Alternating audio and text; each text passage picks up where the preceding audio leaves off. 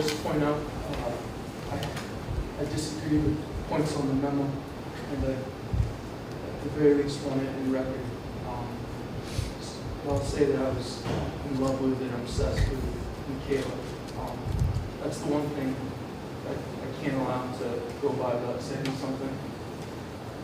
Much of my freedom has been taken. Much of my life has been taken.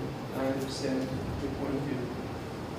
But you will not tell me who I love or who I have loved. And I had a great deal of love for Michaela. I was never in love with her. I was always in love with a girl named Natalie. That's besides the point. I wanted to address that before speaking.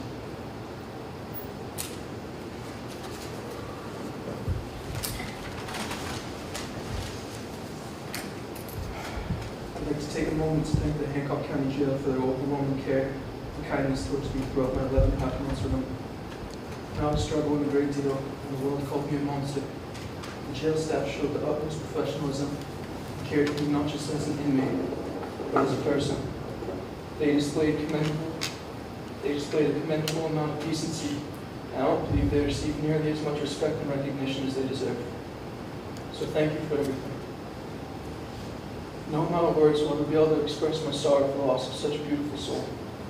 I take full responsibility for the death of Michaela. If it wasn't for me, none of us would have been there at that playground that night. I offered a life sentence at the plea conference for my irresponsibility. You said such awful things about me, but I had no problem with a 100-year sentence. Michaela was worth 10 times that amount. There are two reasons behind the sentence that bothered me, and that's exactly what I told the judge. Even if you offered to let me out tomorrow, I'd never plead guilty for such a disgusting betrayal. I'm so sorry that I can't lift this pain from your shoulders. You've claimed that I'm acting this way because I have no feeling, that I'm void of empathy and emotion. You're entitled to your own opinion and perspective, and you'd be selfish and arrogant for me to force my opinion or perspective onto you. I try to make people feel better. It's one of the few things I'm good at. I learned at a young age that words can heal wounds that bandages cannot. And I could try to change your opinion of me with stories of kindness and care, attention shown to others so they don't have to feel alone. But a person isn't nice so they can brag about it.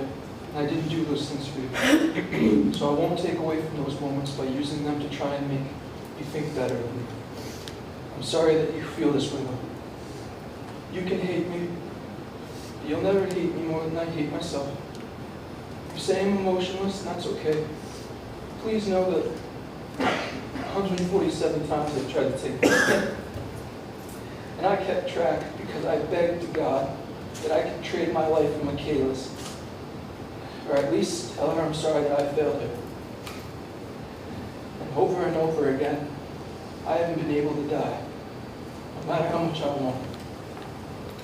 I made a promise to someone in June of 2018. I would not resist or fight.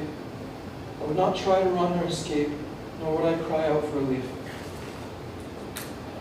I let you wrap me in chains and bring me from cage to cage like an animal, forcing me to watch as my life was torn apart.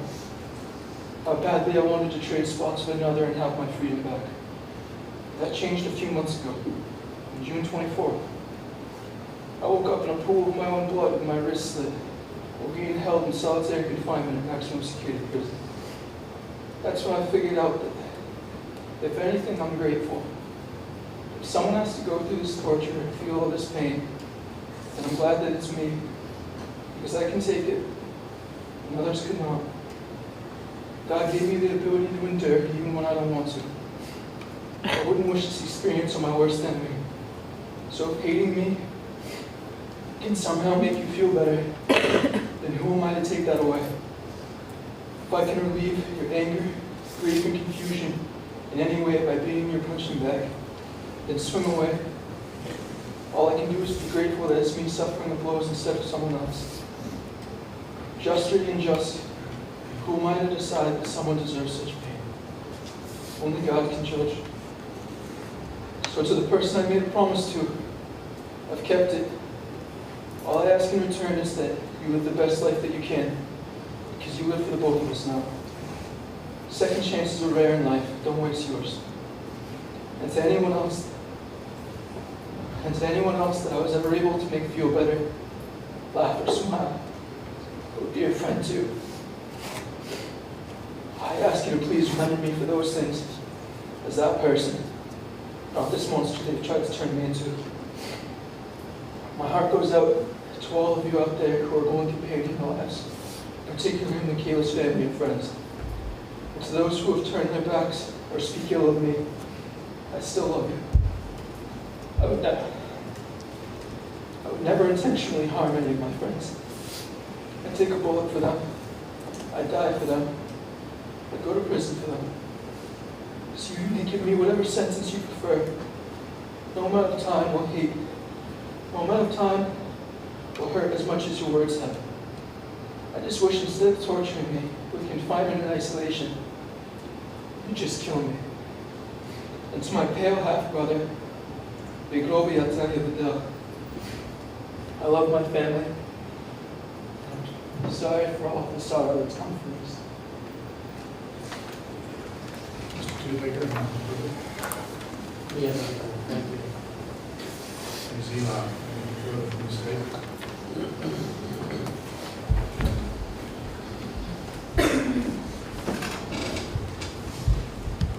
It is apparent that the ripples of the pain that has been caused by Jalique Keene continue today. There are many innocent victims in this case. He is not one of them. He is not anybody's punching bag. He is not the victim. He is not being dragged from cage to cage. He has enjoyed, as every defendant does and should, the benefits of due process and representation and the opportunity to be heard and to speak for himself. All gifts that he denied to Michaela. It is not true that none of us knows what happened that night. He knows what happened that night. But he cannot even bring himself to provide the cold comfort of telling the truth about it even now. It was said that he has to come to grips with the fact that his life will never be the same. Well, that's because of his decisions. And that's because of his behavior. And that's because of his cruelty.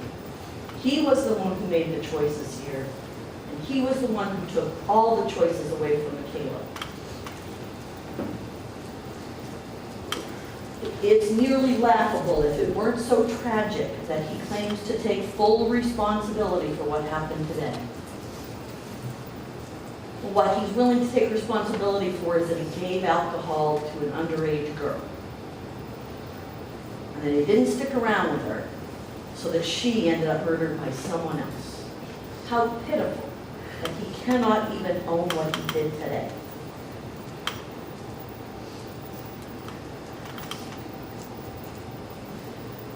His self-involvement and his complete absence of understanding about what happened here has borne itself out today in even greater clarity than perhaps it has before. And because of that, the likelihood that he could ever gain insight or accept responsibility or feel remorse in a way that would protect all of us from his future acting out violent, cruel behavior,